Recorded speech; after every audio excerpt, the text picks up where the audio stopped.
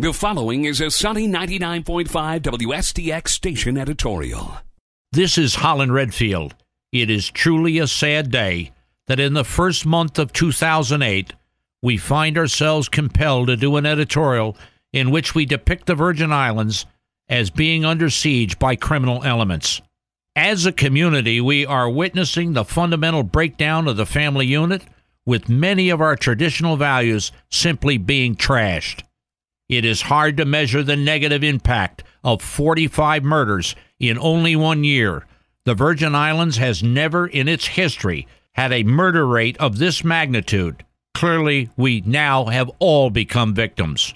Regardless of the victims of these senseless murders, everything that those individuals were, are now, or would have been, is no more.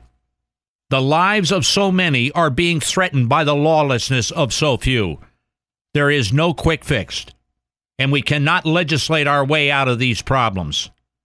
Do we as a community really view these issues as too complicated to solve? It is a simple case of the breakdown of the family unit and the family structure, which are the basic social building blocks of any society. Before we start throwing statistics at you, we must all realize that these are real people who have lost their lives. They could be grandmothers, grandfathers, aunts, uncles, children, or even your neighbor, whose real families have been destroyed. There is one fact we cannot get away from.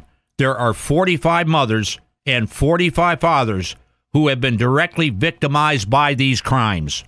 We were hit right between the eyes to learn that we are one of the highest per capita murder rates in the world, and that we also have the distinction of being amongst the 5 highest per capita murder rates in the United States.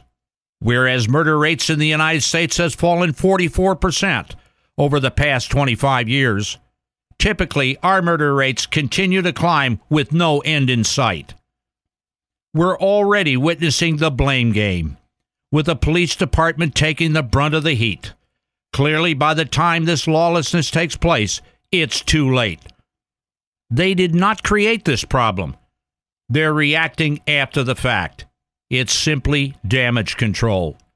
Why should we be pointing our fingers at law enforcement when, in fact, as uncomfortable as it may be, we should be pointing our fingers inward towards our own community? It's easy to bring a child into the world. The real challenge is accepting the responsibility and staying engaged in the rearing of that child. Let's make it clear. We're talking about mothers and fathers being parents. The social safety net of public and private institutions that are charged with assisting the youth must be secondary. They exist to assist in this process, but have been overused by parents who are not accepting their responsibilities for one reason or another. Clearly, we understand the financial and social strains that families are under at this time, but that cannot absolve them from the fundamental responsibility of rearing their children.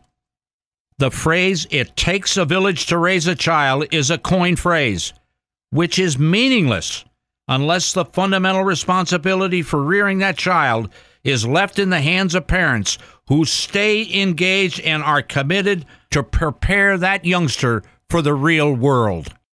Sunny 99.5 and WSTX welcome your opinions. Please email your comments to our editorial department. Our email address is editorial@viradio.com. Sunny 99.5 and WSTX reserve the right to air your views. Please include your name and other contact information.